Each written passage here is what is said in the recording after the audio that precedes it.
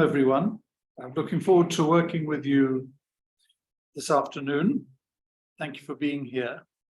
The theme for our mentoring circle is conflict management, which is a really important theme for us all in our country and indeed in the world these days. And yeah, this is our first mentoring circle for the year. And maybe there will be more. I hope there will be more afterwards. We will cover themes that are important for the workplace and important for everyone who is in the world of work. So without further ado, I'm going to kick off. As I said, the theme is working with conflict. And I hope that these sessions can be very participative. So if you have questions or ideas, or if you want to challenge me, that's great. Just raise your hand or wave, or however we do this on Zoom. And I just want to check you can all hear me. Can you give me a thumbs up if you can hear me well?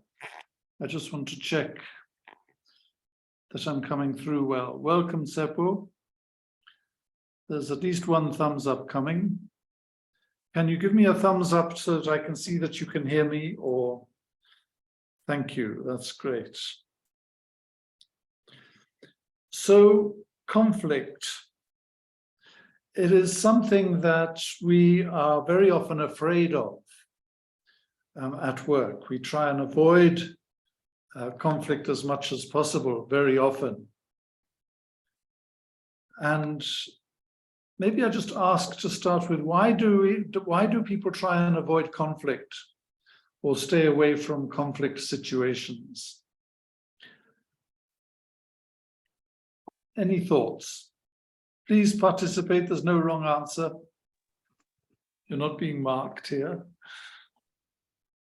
Why do people try and stay away from or avoid conflict?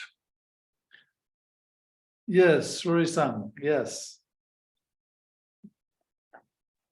I believe that because rather people avoid conflict because it taints relationship, and it actually taints collaboration within a team. Yes, so it contains collaboration in the team and also taint the relationship. Yeah. Welcome, Dolitando and Monanye. Yes, welcome. We're just talking about conflict in the workplace and why people try and avoid it or stay away from it as much as possible. It taints the relationship and it can taint collaboration. Yeah, make collaboration very difficult. Any other thoughts on why people try and avoid conflict or are scared of conflict? Mashudu, welcome. Thank you, Mark. We're just talking about why people avoid conflict or are scared of conflict at work.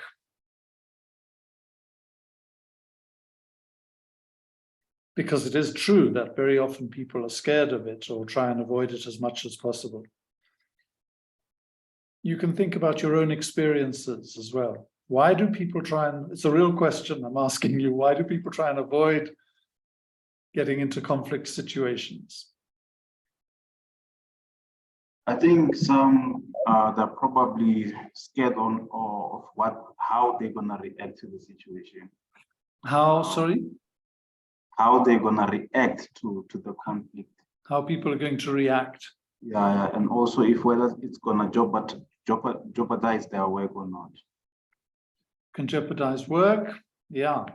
Makes relationships also a bit awkward, Lutendo, yeah. Very good. And actually, conflict can be destructive in many ways of relationships, of the workplace, how things are doing. It can be destructive. And we see that in the world today, particularly in its worst manifestations when countries go to war. Conflict can be very destructive.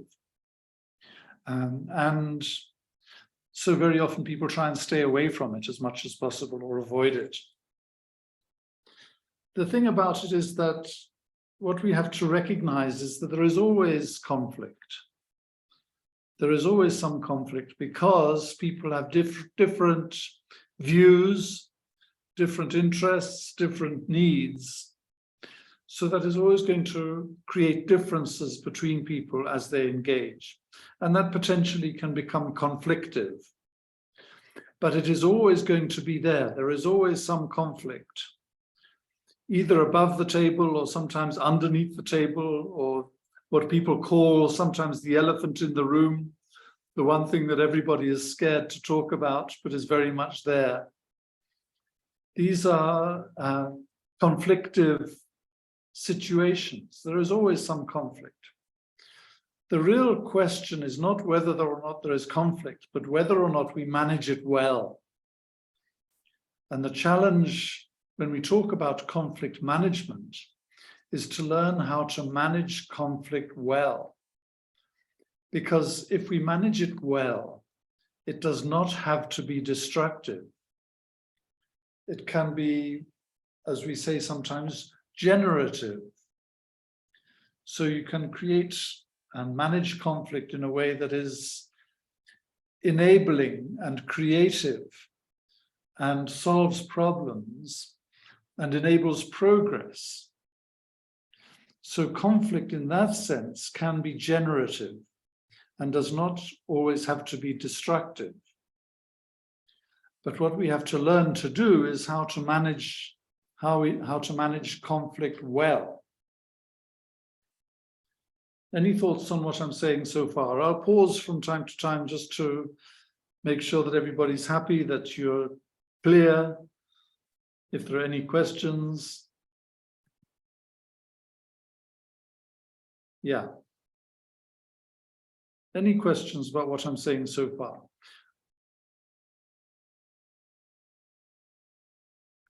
Essentially, what I'm saying is that conflict is often feared because it can be destructive.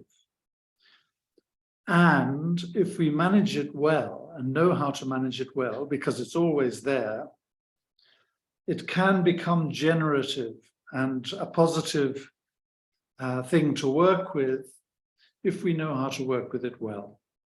And what we are going to focus on in this session is how to manage conflict well. So just checking on any questions.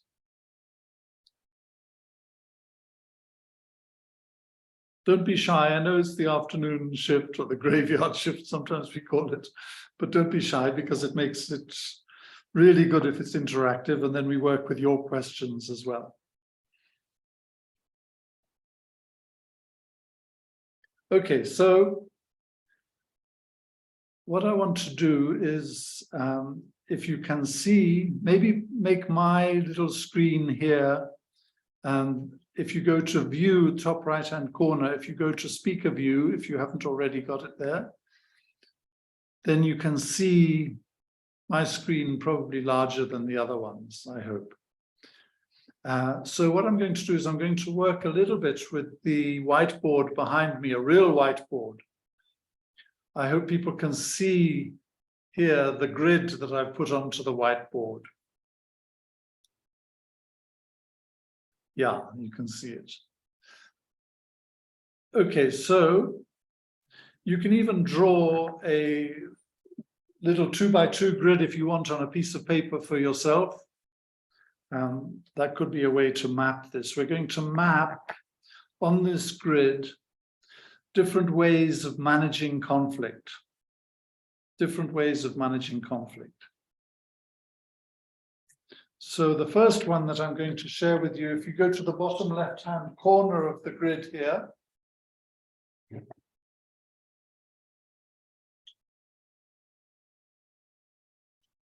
I'm writing in this bottom left-hand corner, avoidance.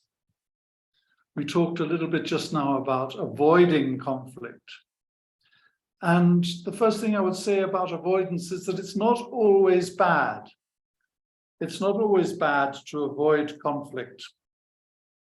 It can be a useful thing to do. On this grid, what I'm mapping is the importance of the relationship and the issue when you are in conflict with someone. The left-hand side of this grid is mapping the extent to which the issue and the relationship are important to you. High, up here, and low. If the relationship is of low importance and the issue is not very important, then you're in the bottom half of the grid. If the relationship is high and the issue is important for you, then you're in the top half of the grid. And that's thinking about yourself in the conflict. On the bottom side here, the bottom part of the grid is the extent to which the relationship and the issue are important for the other person. Again, low and high.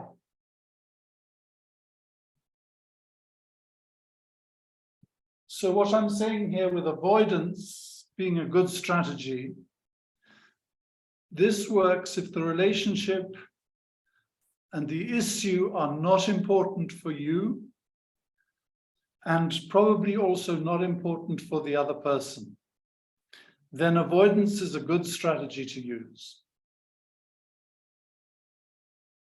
So I'll give you an example. You could use this avoidance strategy when you are in road rage with somebody, or somebody is in road rage with you.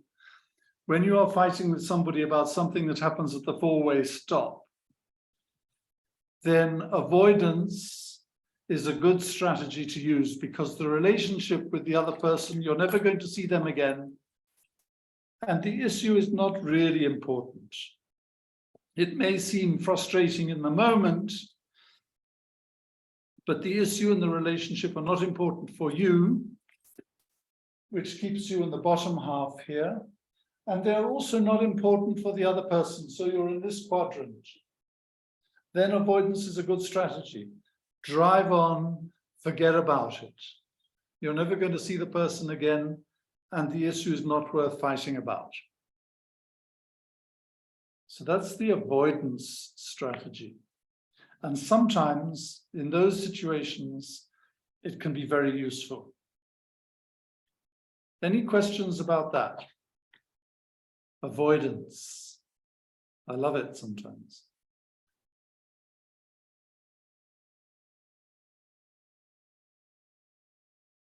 Questions, doubts? Do you like it? What do you think? I like it. You like it, okay. Yeah. The difficulty is that some of us are always in avoidance. That's our default strategy for managing conflict, any conflict. We try and avoid it or walk away. And sometimes it's not good, as we will see. But in some situations, when the relationship is not important or the issue is not important, walk away, avoid the conflict. And that can be very useful. Don't get into a fight when it's not worth it, either because of the issue is not important or because the relationship is not important. And usually it'll be both at the same time. Yeah. So don't be afraid to avoid conflict, but make sure that it's in that kind of context where the relationship and the issue are not important.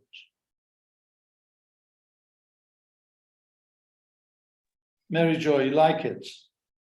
Thank you for raising your hand. Yes, so I just want to know, by avoiding the conflict, will it not maybe cause the whole thing to build up? Yeah, or to escalate. Well, look, if the relationship is important with the other person, or if the issue is really important for you or for the other person, then avoidance is not the right strategy to use. So I'm saying that you only do this when the relationship with the other person is not important and the issue is not important. So if it's your boss or your manager, the relationship is important, almost always. You may not like them, but the relationship is important. So avoidance is never a good strategy to use for that in that context. It's only when the relationship is not important, if you're never going to see the person again, or if it's something stupid like a little bit of road rage, then avoidance is a good strategy to use. Mary Joy, does that make sense? Yes, that makes sense. Thank But you. I'm only giving, this is only the first of 5 different strategies that I'm going to share with you. This is only the first one. And Okay. essentially, you're going to use this grid in the future to map what kind of conflict is it, and then what kind of strategy should I use. I'm just going to check, there's a question in the chat. What should you do if you avoid someone, but the person keeps on being on your case? I think you have to decide, Muketra, thank you for the question. You have to decide whether the relationship is important with the other person, number one, and whether the issues are important. If the relationship is not important and the issues are not important, then it becomes almost like someone is hassling you or harassing you almost. And then you might use another strategy, but I'll come to that.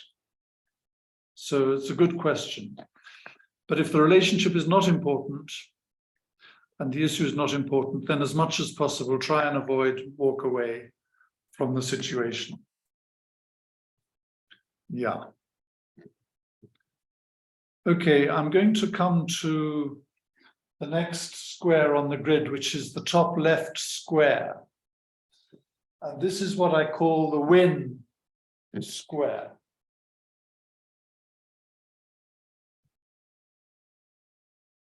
So in this situation here, you're on the high side for you of the issue being important and the relationship is important for you. Then I'm suggesting you have to win, assuming that for the other person, the issue is not so important. Or maybe even the relationship might not be important. So you have to think about whether it's important for you and whether it's important for the other person or not. So I'm assuming with win, try and win almost at all costs, that this is really important for you, but not so important for the other person. They are at the low end on this spectrum. So this could be, for example, if you are negotiating with somebody for maybe a wage increase, maybe a salary increase, it's really important for you. And you can see that the company has got lots of money and that it wouldn't really cost them very much at all. So it's less important for them, but it's really important for you. So you should really try and win this particular conflict. It's looking for victory. If possible, making sure that you get what you want out of the conflict, because it's important for you, but it doesn't seem to be so important or significant for the other party. Then you should try and get what you want. And there you use all your assertiveness skills to try and make sure that you get what you need. So it's looking for victory in the conflict.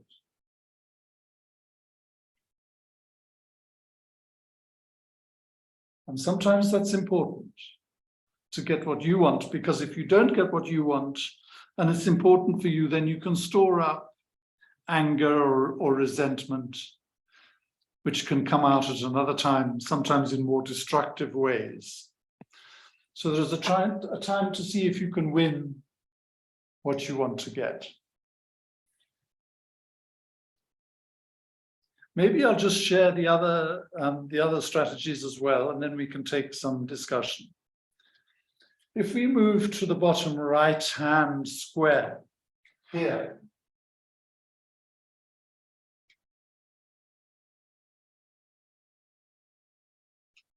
I call this the surrender strategy, because for you, the issue is not so important.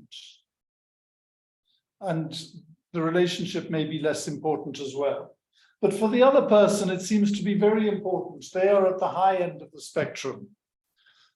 So you can give them what they want, because it doesn't really matter to you very much. Maybe the relationship doesn't even matter very much, but it seems to be important for them. So that's a time to surrender and give in. And sometimes that's okay as well. So it's surrender or give in.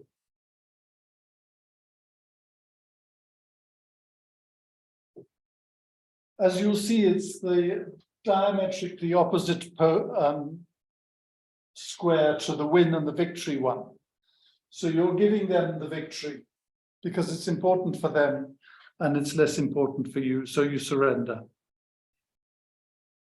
And sometimes that's okay as well. All these strategies are okay depending on how important is the issue and how important is the relationship. So there's a time to surrender. It's not avoiding because you are giving something away. You're not walking away, you're giving the other person what they want. And then the top right-hand square, this one, is where the issue is important for you and the relationship is important for you and also for the other person. So it's really important that you can come together in finding the solution. And this one we call the collaborative outcome. This is where you collaborate.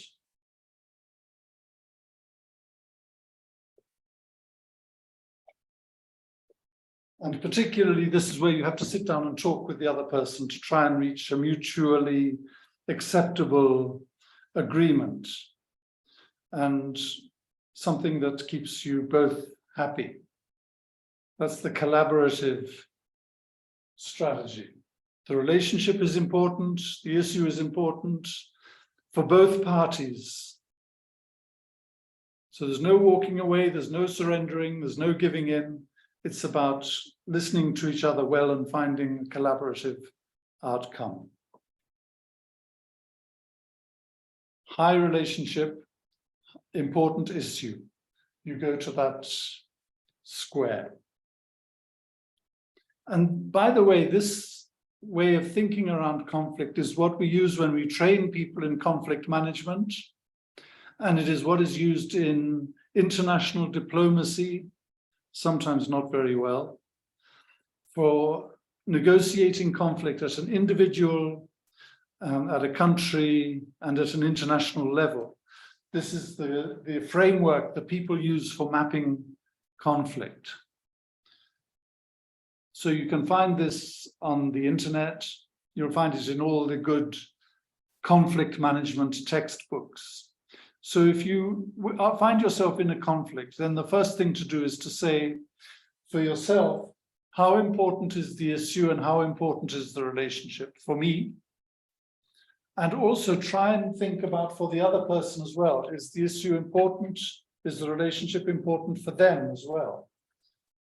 And once you can map whereabouts on the grid you are, whether it's low, low or high, high, then you can think about what is the best strategy that I can use then to manage this particular conflict.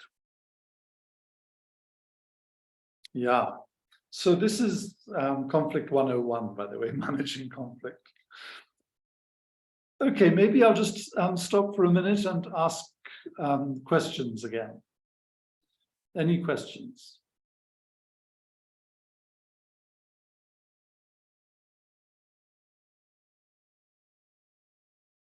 Or if you like it, or if you don't like it, or you're not sure.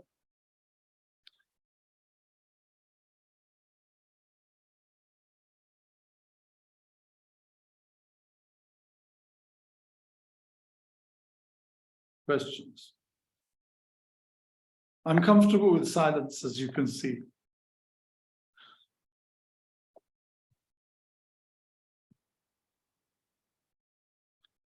Everybody comfortable with this grid? Seems like you are. Or you're going to wait for a little bit and ask questions. Nolene, you're okay. Mary Joy, you're still comfortable with what I'm saying? Yes, it's making sense. Okay. So I want to say a little bit about the collaborative one up at the top.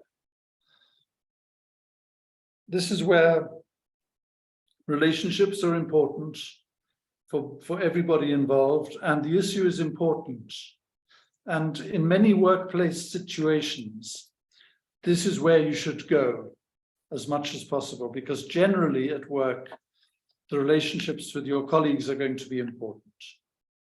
So as much as possible, you should seek to get to the collaborative square on the grid. But I'm not talking about compromise here. I'm going to put compromise in the middle. I'll talk a little bit more about compromise.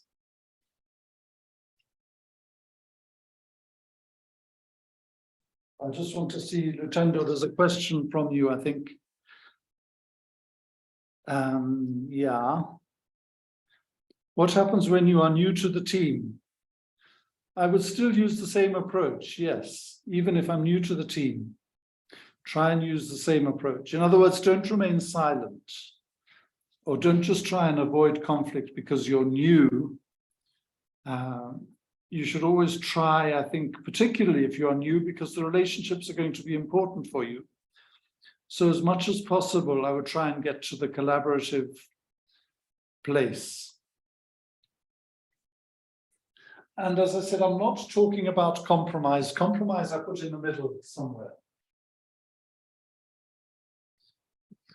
The thing about compromise is that, which is kind of everybody gets half, or you split the difference. That's a kind of compromise approach. And the thing about compromise is that this is the strategy that we really were taught at school. By the way the teachers used to behave, they would make us compromise all the time. And sometimes when we train people around conflict management, we use this example from the playground, that if you have two children who are fighting about some oranges, both the children want all the oranges. Let's say there are 6 oranges. Each of the 2 children wants the 6 oranges, and they are fighting about it. And the teacher on the playground will,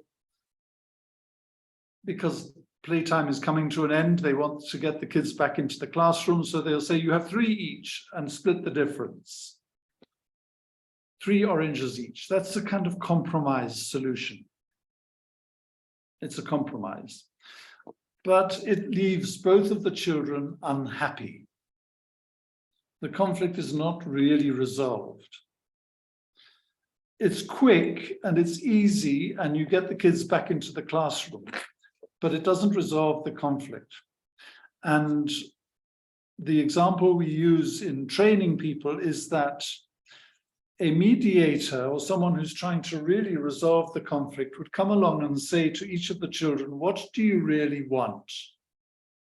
Why do you want these 6 oranges? And of course, one of the children will say, well, I want to drink the juice. And the other child will say, well, I want to plant the pips and make orange trees. So if you think carefully about it, once you know that information, you can actually give all the juice from the 6 oranges to one of the kids, and all the pips from the 6 oranges to the other kid. And both of them will be very happy, because they get everything that they really want. They said, each child said they wanted all 6 oranges, but there was a reason why they said that. It wasn't that they actually wanted everything from the oranges. One of them only wanted the juice, the other one only wanted the pips. And there is a better way of solving the problem than compromise, because you can see with compromise, half the juice gets thrown away, and half of the pips get thrown away. You leave half the value undistributed with a compromise, because the child who wants all the juice only gets half of the juice that's available, and the same with the pips. So can you see why compromise is not always the best solution? because you don't maximize the value for people who are in the conflict. Does that make sense? Any questions about that?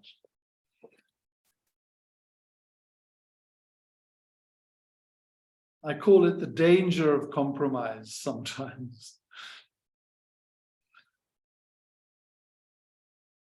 Nolene. That makes perfect sense, and I've actually never thought of it that way, so thanks.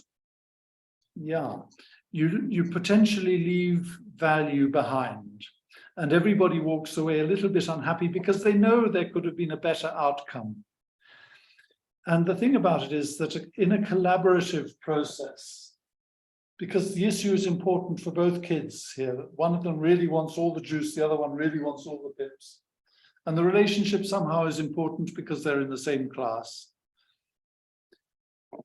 What you have to do in the collaborative process is explore, if you are a mediator or if you are a teacher or whoever, explore with people not what they say they want, but what they really need. Because each child is saying they want all the oranges. That doesn't help you get to a collaborative outcome, because you can't give each child all the oranges. You have to explore what they really need. And it's quite simple in that case to say to the kids, why do you want all the oranges? And you find that they each want the oranges for different reasons, and that there is a way of easily solving the problem in a good way, which will enable them both to walk away happy and not to leave anything, not to leave value, as I would call it, undistributed, that could have been used to satisfy the parties to the conflict. So if you are looking for a collaborative outcome, you have to explore what the parties really need, not what they say their positions are, not their stated positions, because their stated positions will sometimes not help. You have to go behind what they say they want and find out what they really need. And this is called a needs-based approach then to managing the conflict. And very often, particularly when you are in complex discussions here, if you have a good conversation about it, you can often find solutions that are not immediately apparent, or that are very different from what people first put on the table, saying they want. The real solution could be something completely different from what people say they want. I'll give you another example from a trade union negotiation some time ago. This happened in Johannesburg, when the trade union had a wage demand for something like 12% wage increase. And the company said, we can only afford 3%. We can only afford 3%. So the two parties were far apart in terms of their stated positions when the negotiations started. 12% and 3%. And there didn't seem to be an easy way through or an easy way to resolve it. And there was going to be a strike. And then the mediators came in. Now, the compromise, of course, would be to try and split the difference. Yeah, to try and maybe get to 8 or 9% or something like that. Split the difference between the 12 and the 3 and see if you can solve it like that. But as we've spoken before, compromise is often not the best solution. Compromise is often not the best solution. So you try and avoid just splitting the difference. So what the mediators did was they went and spoke to the trade unions and they went and spoke to the company. It was clear from the conversation with the company that there was no way they were going to be able to afford more than the 3% they were putting on the table. So the mediators went and spoke to the union and explained this, that there didn't seem to be much more than 3% in terms of a wage increase, But why were they looking for 12%? That was the question that the mediators asked. Why do you look for 12%? Because it seems like a very large increase, well ahead of inflation. Why is it so important for you? And the union shop stewards said, well, you know, one of the difficulties we have is that because we're working on shifts, and night shifts particularly, we have problems with transport, getting home. And we're spending a lot of money on transport late at night. And that's why we need a big wage increase for our members. So the mediators went back to the company and said, look, this is the issue. The issue is really about, not so much about the 12%, it's about transport issues late at night for people coming off the night shift. The company said, well, we've got a couple of old buses in the yard that we could recondition and use them to take the workers home after the shift. So mediators went back to the union and said, look, the company they can't afford more than the 3%, but they could get some buses organized to help people get home at no charge after the night shift. And that became the solution. I think in the end, they settled for something like 4 or 5% and the buses. So you can see that when you have a good collaborative process to try and find a solution, very often what comes onto the table is something different. There's a way of resolving the problem that is not about splitting the difference or compromise, but around really trying to find out what people's real needs are that are motivating them in the conflict, and then seeing if there are creative ways that those needs can be met. And again, we use this example in training people around conflict, that something different can come onto the table if you have a good conversation about it and not just stay stuck in the initial fixed positions that people are articulating. So that's the value of the collaborative outcome in the top right-hand corner there, is to try and find creative ways of meeting everybody's needs, which can often be done in a good way in the end, in a way that costs less, sometimes even than a compromise would cost. Okay. Questions then, or points, issues that people want to raise?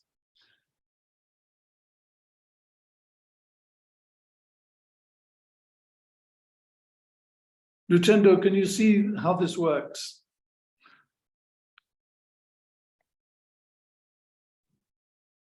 Yes, no, I'm actually following, and I think it's helping me understand the sort of approach that one can take, especially in a corporate setting. Yeah. And I think, you know, once you know these different strategies, it doesn't mean that everybody else knows them. It doesn't mean that everybody else knows them. So you have to move in these kind of directions sometimes without other people really understanding this framework necessarily. But I think if you want to work, for example, with the collaborate strategy to resolve conflict, the way to start is just to speak to people and ask them, if they say they want something, to ask them what they really need, what would make them comfortable, what kind of outcome are they looking for. Those kind of questions take you towards a collaborative approach. And if you can have those conversations, and if people are responding to you, then you're going to get towards a collaborative outcome. And the point about this is that if you can get to a collaborative outcome, you'll move on from the conflict, having often solved a problem with the relationships more or less intact. Might be a little bit still adversarial if you're in the union and you're having to negotiate with the company for what workers need. There's always some potential conflict, but the point is to try and keep the relationships intact by working in a collaborative way to try and meet everyone's needs in the process, and being concerned about the relationship as well as the issues involved. That's really important. So I think my lesson from this is, as much as possible, try and avoid conflict. Try and avoid compromise as a way of resolving the conflict, because usually you will leave people a little bit unhappy, and there is often a better way that can be found of working with the conflict.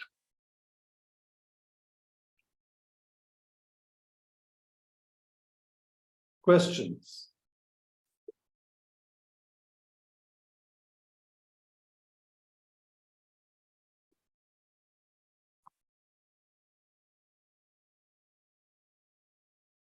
You're very quiet today. I know it's the new year. Maybe it's also the Rory-san. heat. Yes. Rory-san, I can see your hand up. Thank you, Mark. I just wanted to understand, in a situation whereby there is no mediator, how do you then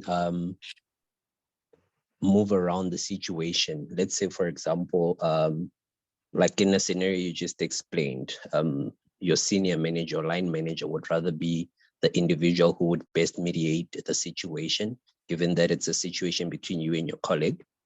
But then rather now the situation is between you and your immediate line manager, unintentionally so. Yes. Then who then gets to mediate in the situation where you now have to compromise? Because from what I'm getting, it's a temporary solution and actually bites more because half of the value is undistributed, like you said. Yes, So and who sometimes wins, there is no mediator available. Yeah. And yet the issue might be important for you, and possibly also important for for your manager as well. Yeah, is that what you're talking about? Yes, it's and no more mediator important. is available. No mediators involved, and it's more important for me, but more coming from spite from the other individual. Then how do you then, it's more of a scenario that I'm trying to understand, how do I then maneuver around it? Yeah. So I think in a very practical way, in your head, you know that you want to get to a collaborative outcome if possible. Sometimes we are dealing with difficult people. Very often we are dealing with difficult people.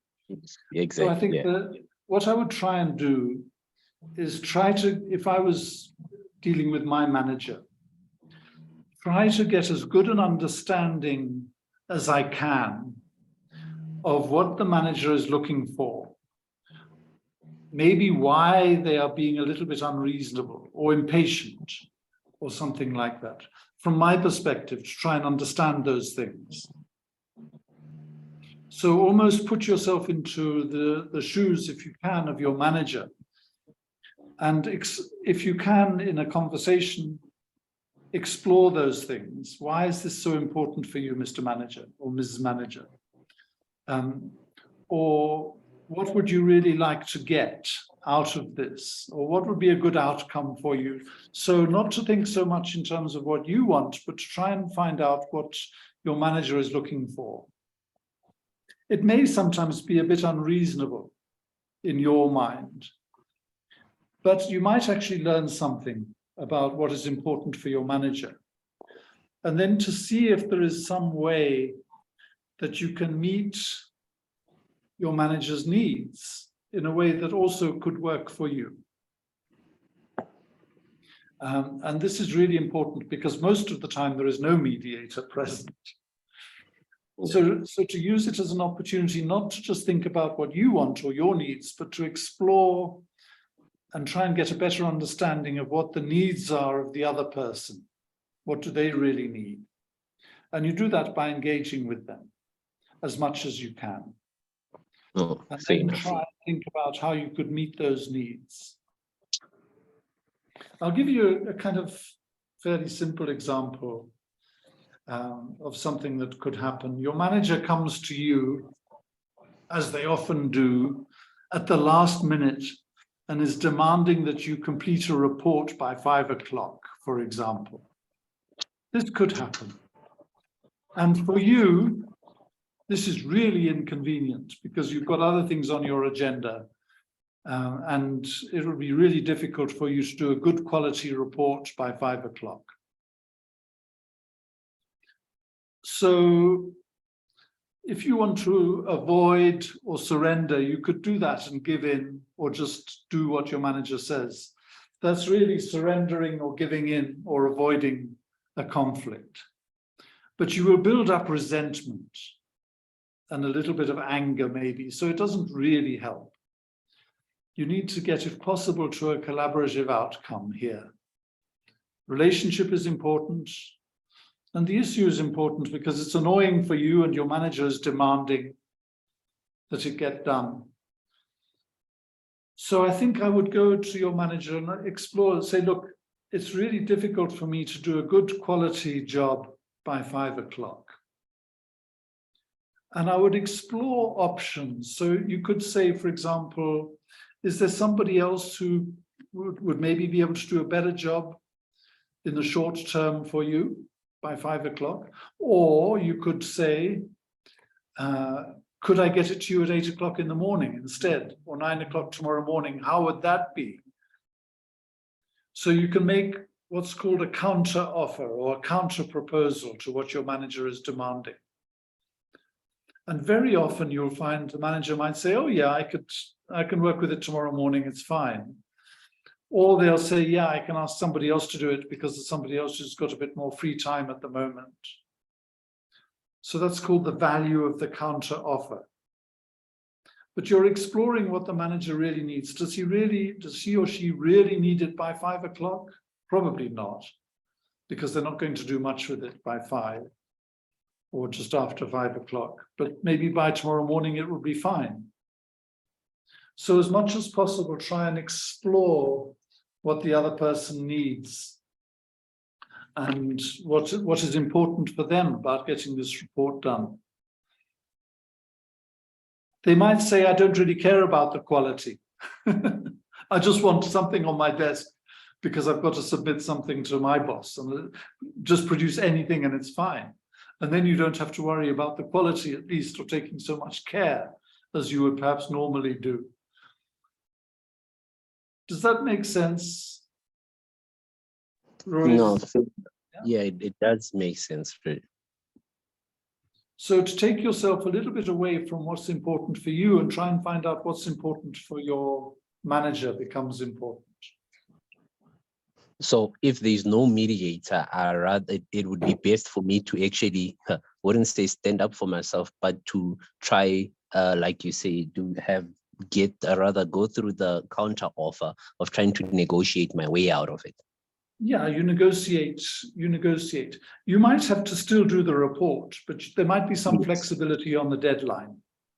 Fair enough, yes. Or there may be somebody else in the team who would be better placed to do a good report. Yeah, or there are always ways of trying to negotiate. And I think that word is a good one. When there is no mediator, you have to negotiate it yourself. And as much as possible, try to meet the needs of the other person, as well as caring for your own needs in the process. That's the idea of the negotiation outcome. Please excuse me, I just have to plug my laptop in here to the power. Okay.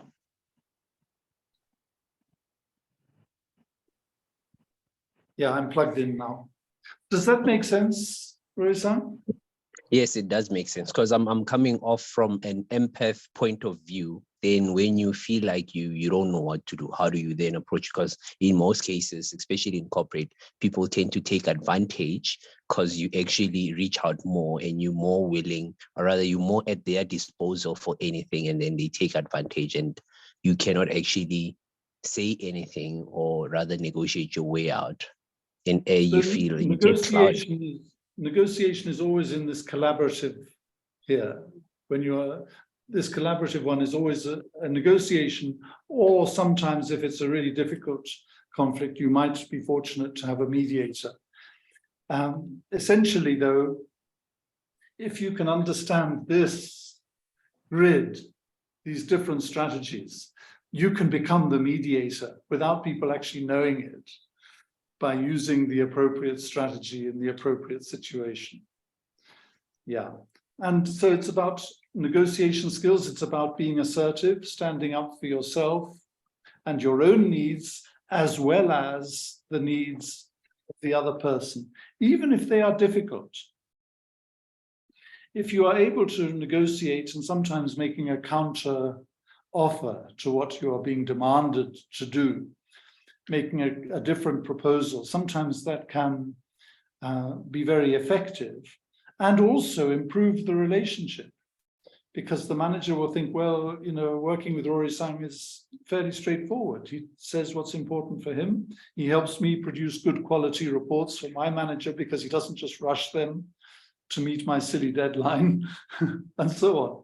So it can also work if you try always to work here. It can also strengthen and improve the relationship as well. Yeah. And you don't have to tell people that you did the conflict management training, but you just do it because it becomes a good way to work. Yeah. Questions? No, thank you. Questions?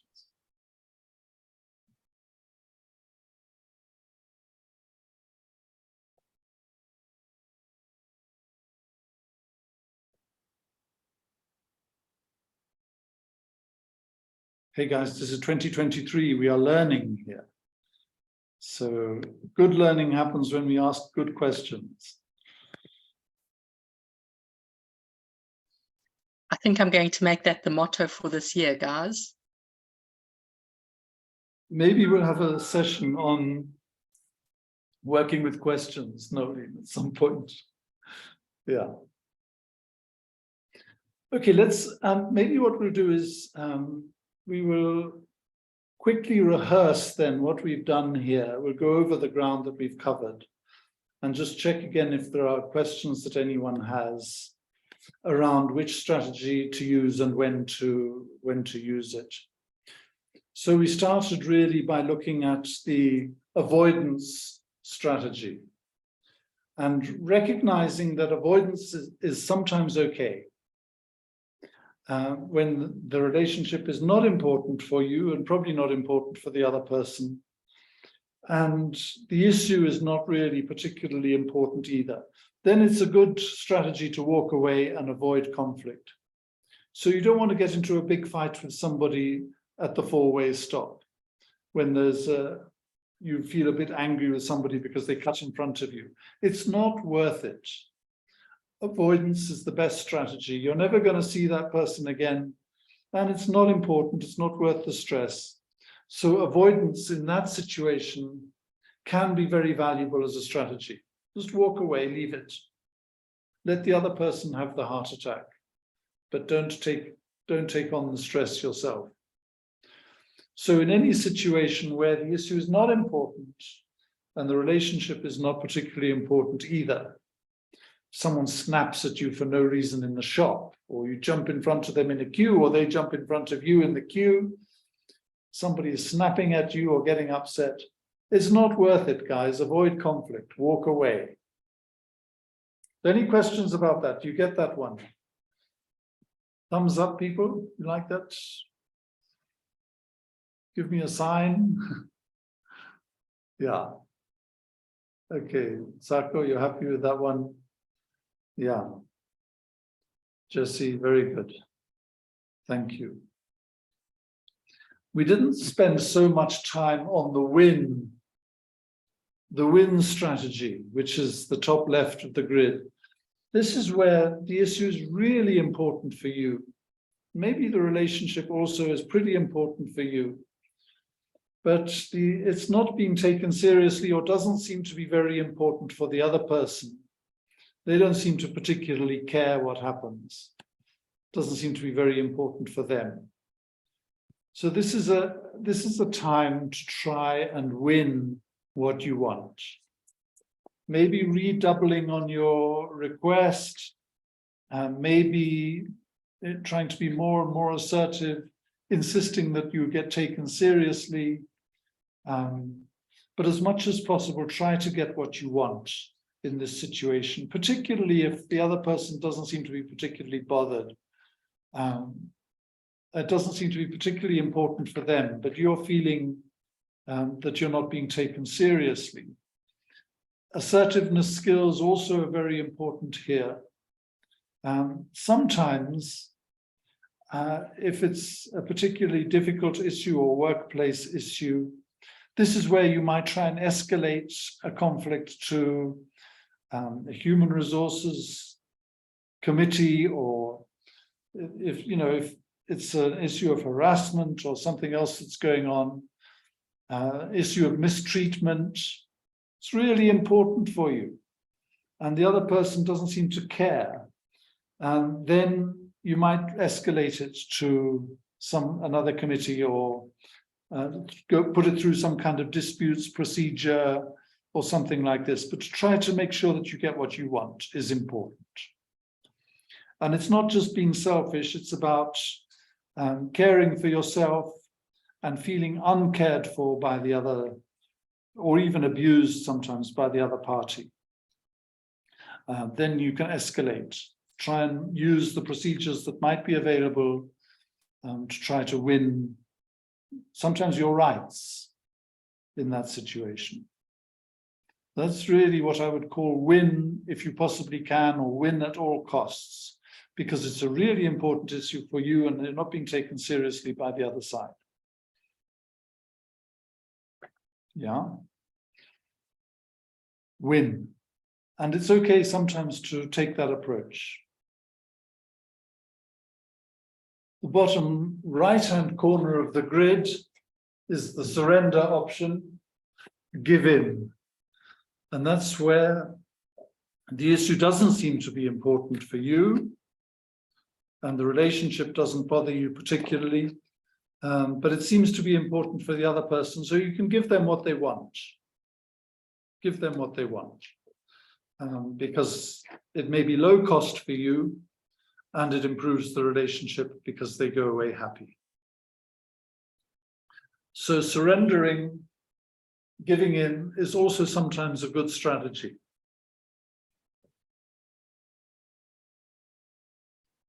We talked then about the collaborative outcome. We spent quite a bit of time on that, trying to find a win-win outcome, exploring what people need, what they're really looking for, instead of just what they demand or what they say their position is. And then we talked about the difficulties with the compromise approach, that although this is often the approach to managing conflict that is taught in schools and so on, as a way of quickly resolving an issue when teachers are under pressure, it's not always the best option. It could be useful if people are under pressure for time and there does need to be some kind of quick resolution. You could use compromise, but generally you are leaving value behind, and mostly people are going to walk away only half satisfied with the outcome. So if possible, I would try to encourage you all not to go for compromise. There's often a better way through the collaborative approach. But recognize that all of these strategies can be useful in some situations. So that kind of summarizes the conflict management strategy map. And the first stage, as I say, is mapping where you think the conflict is and then what kind of strategy would be useful for managing it. So let me just test you all a little bit then on thinking about some conflict that you'd like to talk about. Think about a conflict that is in the news. We could think about Ukraine, for example. The war in Ukraine is a conflict that somehow needs to be managed better than it is being managed at the moment, because at the moment it is very destructive and people are losing lives. So what would be the best strategy if you were the mediator What would be the best strategy to manage that conflict? It's a big issue, I know, but it's good to practice with these big issues sometimes.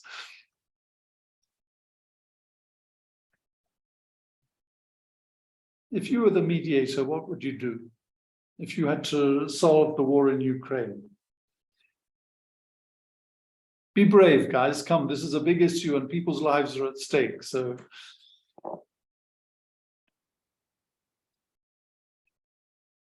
they can't sort it out. So how could you help them?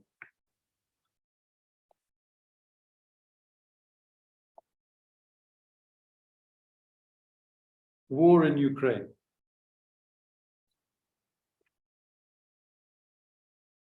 Collaborative strategy, probably,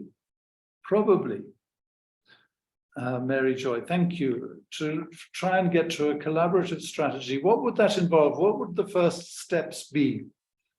What would the first steps be if you were the mediator? You want to use a collaborative strategy. What would be your first steps?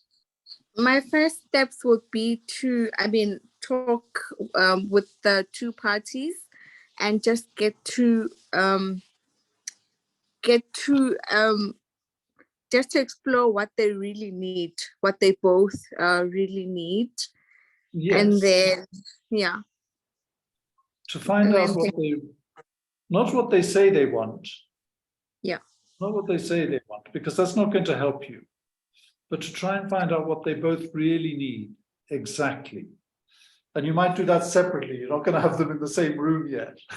Yes, so you do that separately, and also you just explore what outcomes they both want, well, separately still. Yes.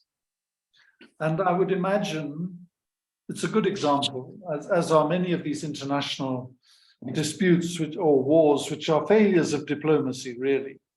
And from what I understand of the Ukraine conflict, if you were to speak to the Ukraine government, what would they say they really need? Let's walk through this. It's quite an interesting one. What would they say they really need, Mary Joy, if you speak to Ukraine?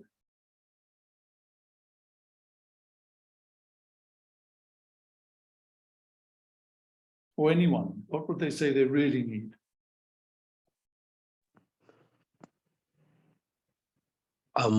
If I may just barge in, they would Yes, need please. peace. Exactly, yeah. However, on what you and Mary Joy mentioned, you said what they need, wouldn't that push it over to the compromise block when we start talking about what they essentially need, the essence of why they need to collaborate? Because they will have to lose some value with the one part.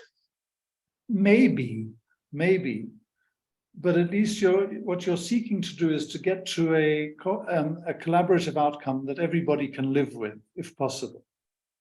There may be some elements of compromise involved, but you want to be able to get to, because it's a difficult issue, you want to get to a settlement, and if possible, quite quickly. So that could lead to some elements of compromise. Yeah, but really starting by asking them what they really need. And I think if you speak to Ukraine, what would we say they really seem to need? Anyone?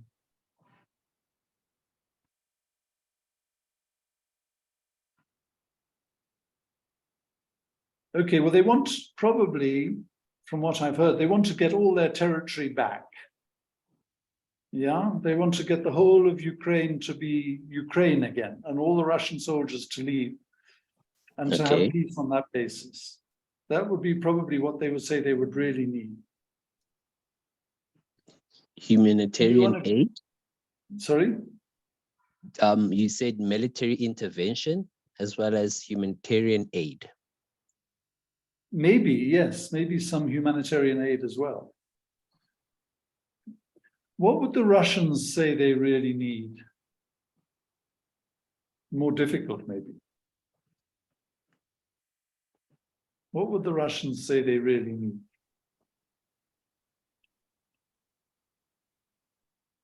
Ownership of the land.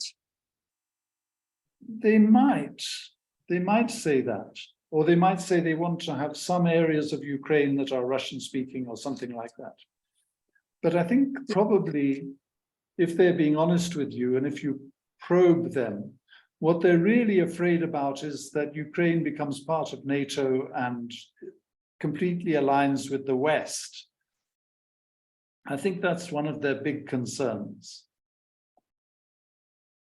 Would anyone agree with me? They seem to be very concerned about that. And it may be by having these conversations, you can start as the mediator think about, okay, how can we start thinking about a solution that could meet both needs, that the Russians withdraw from Ukraine, but that maybe Ukraine stays neutral for a period of time, doesn't join NATO or the EU, but stays somehow in a neutral place. That might be the basis of starting to think. And look, we're only talking about it for 5 minutes, but we can already start thinking that there may be ways of trying to meet the needs of both parties that could enable in the future some kind of peace agreement to be made. Can you see how it starts to go like that? And you can use this kind of thinking in any big conflict or even small conflict. I mean, if you think of Israel and Palestine, and what Israel needs and what Palestine needs. Israel probably needs to be able to live at peace and with its borders respected and so on. The Palestinians want to get some kind of return to their traditional homelands. And there's probably some kind of way of meeting both those needs in a way that could enable a future peace settlement. It's quite simple thinking in some ways, but it seems to be missed by a lot of the diplomats and decision makers and politicians in the world and people who have power. But if we can start thinking like this ourselves, then we will create more peace for ourselves in our workplaces, in our careers, and in our professional lives. That's the beauty of having this kind of way of thinking, of mapping the conflict, spending a little bit of time. It's much more or much less costly than having a destructive conflict, spending a little bit of time on the diplomacy side, trying to explore what people really need in a situation, and then moving as much as possible in that direction and trying to see, is there a way, as with that labor dispute I mentioned to you earlier on, is there a way that we can meet everybody's needs in this situation without it becoming a destructive conflict? And I think the sad thing about the war in Ukraine is that there was very little time and very little effort made on the diplomacy side before the war started to enable people to cool down, to calm down, to really start listening to each other and explore what people really needed before the war started. By the time the war started, already too much had happened in terms of lack of diplomacy, lack of trying to understand what the other side was looking for, which came as a complete surprise when the war actually started, that there'd been so little attempt at diplomacy to try and find a collaborative outcome. And that's what we need to do much more of in the world, I think, and in the workplaces as well. So, any questions? We've kind of summarized the whole framework, I think, here. Questions?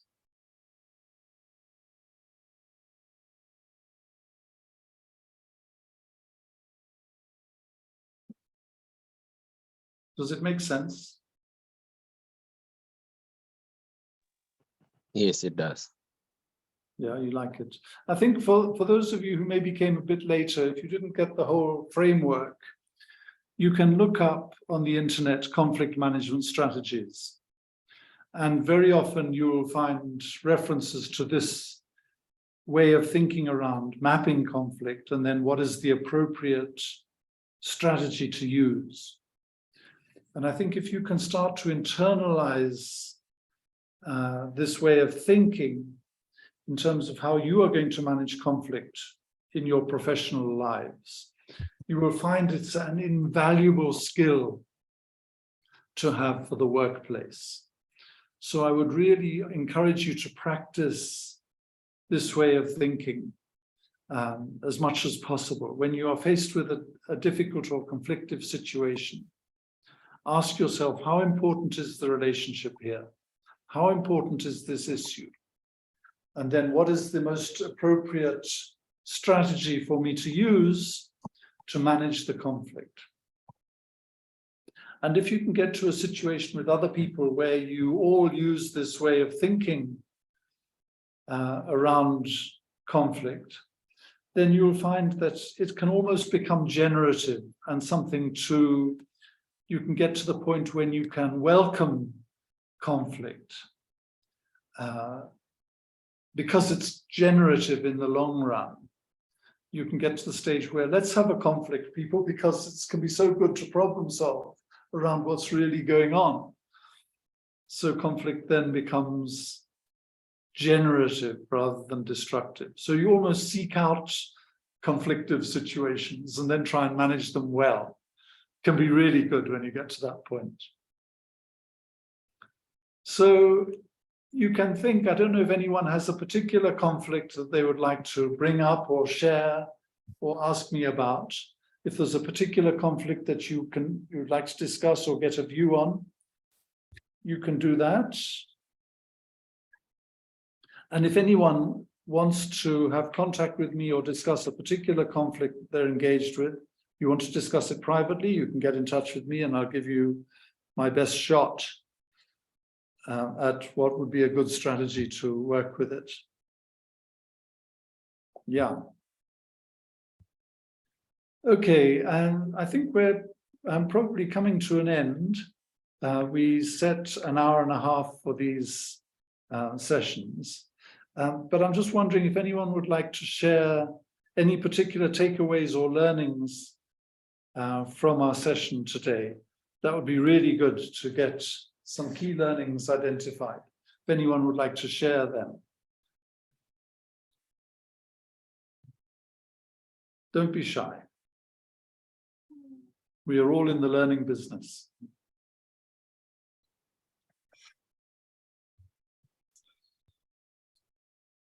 Anything that surprised any of you?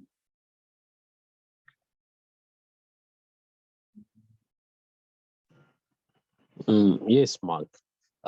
Actually quite surprising that with this knowledge, I'll be rather in a situation whereby I'm around people and I'm the only one who happens to be aware of such strategies. So I take the lead if the situation is like that. I have to best control the situation as possible, basically be as diplomatic as possible. Yeah. Look, you become a kind of mediator, which is really nice. If you are with a team or if you are leading a team, you can share this conflict map that I call it with your team. So the other members also understand the different strategies that can be used. And once everybody understands the strategies, then you can talk about conflicts that you have and say, what is the best way for us to map and to then strategize around this conflict? But to share the grid with your team members can be very valuable. Get everybody onto the same page before the conflict happens. That can be wonderful. Thank you. Other key insights or learnings? Mark? Yes. Just something from my sort of probably more mature viewpoint is I know that when I had a conflict that I was very worried or concerned about, one of the first things that I felt helped me was to actually try and analyze my side of how I was feeling and why I was feeling that way, so that I was fully aware of what I wanted and where I was coming from. I just think it's just a good starting point is to to really think about what it is that's bothering you and why, and what would make you feel better. That's just a little bit from my side. I think that's very valuable, Sue, and it's actually also part of mapping the conflict at the beginning in terms of how important is this for you on the left-hand side of this grid? Is it very important? How important is it for you and why? How do you feel about the relationship with the other parties and why? Starting with yourself. And then also, to add on to that, you can also start to think about, and what about the other person? I wonder how they are thinking about this and feeling about it.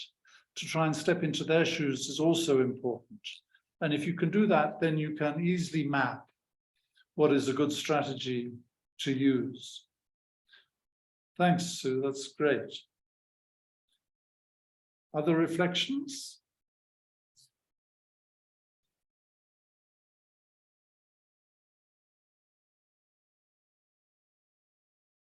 Okay, what I'm going to do is I'm going to end with a little story, a mediator story then, for all of you, which is quite good fun to think about. This is about the role of the mediator, okay? And if you imagine a little village in the mountains somewhere, there's an old man and he's got 17 cows. The old man has got 17 cows. And he's wondering about how to make his will and to distribute his cows between his 3 sons after he dies. He's really struggling with how to distribute the 17 cows amongst his 3 sons. And anyway, he never makes the will. And one day the old man dies. And the 3 sons are sitting in the village square with the 17 cows behind them, and they're thinking about what to do. The late wife comes running up and she says, oh, by the way, he did actually make a will in the end. Let me read the will to you. And the will says, to my first son, I'm going to give half of my cows. You can see this is going to be challenging, huh? The 17 cows in the background. To my first son, I'm going to give half of my cows. And to the second son, I'm going to give 1/6 of my cows. And to my third son, I'm going to give 1/9 of my cows. So the 3 sons are sitting there scratching their heads thinking about, oh, this is going to be fun. How can we distribute it? And they can't work out how to allocate the 17 cows in a way that works for everybody, because the first son needs half of the cows, and the second son needs 1/6 of the cows, and the third son needs 1/9, and they can't work it out. It doesn't seem to add up, as you can see. So anyway, they decide to call an old wise man from the next village to come and help them. Because they've heard that he is good at solving problems for them. So the next day, the old man comes over the mountain. He's got a cow with him, which he's pulling along behind him. And he ties up his cow next to the other cows in the village square. And the 3 sons explain the problem. The first son says, I'm entitled to half of the cows. And the second one says, I'm entitled to 1/6 of the cows. And the third one says, and I'm entitled to 1/9 of the cows. So the old man thinks for a minute, and he looks across at the cows and he counts them. He counts 18 cows because he brought his own cow over the mountains. So he says, well, there are 18 cows here. So the first son can have 9. And the second son can have 1/6, which is 3. I'm not sure if I've got these percentages right. Anyway, or a third rather, should be a third, not a 6th. And so he gets 6, and then so it's 9 and 6 is 15, and then the last son gets 1/9 of the cows, which is 2. So it adds up to 17. And then he takes his own cow and goes back to his home village. And the 3 sons are happy. So the point about the story is that you can divide things up in a way that works for people if you think very creatively.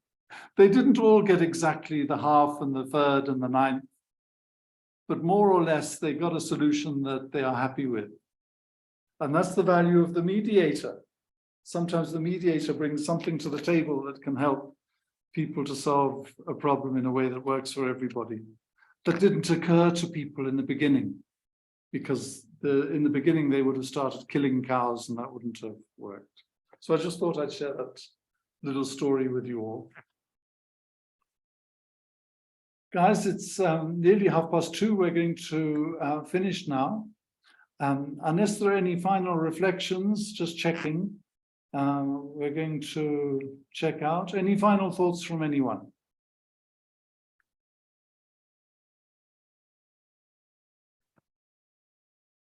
Good, I hope you've enjoyed the session. Nolene, do you want to say a few words to everyone, finishing this session off? Thank you again so much for sharing your knowledge with us. As always, it's been fantastic and we're looking forward to the next session. If I could just ask the mentees, seeing that I've got you here as a captive audience, I'm quickly going to launch a poll for our field trip to Vredefort. If you can just indicate quickly which one would suit, which dates would suit you best. I know that you've got to consult your calendars and everything, but just give me an idea of which dates would be best for you guys. That will be great. And then we can set that up. But while you guys are doing the poll, slowly, seeing nobody's done it, if anybody would like to have a quick chat, say thanks to Mark or whatever. Oh, there we go, Lutendo. Thank you very much. Lutendo has got a message for you there in the chat.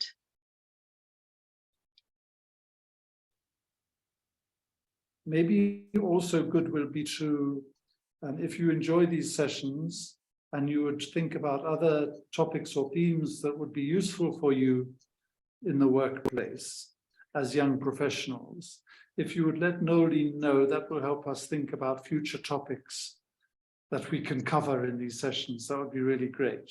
There's a lot to think about. The workplace is challenging these days. And there are a lot of things that we never learn at school or at university that we need to work on and learn about on a continuing basis in the workplace. So as young professionals, you will have questions. And if you have particular themes you'd like to cover, then please let Nolene know, and that will help us to plan for the future. Yeah. You know, guys, those CPD points of yours, continuous professional development. Yeah.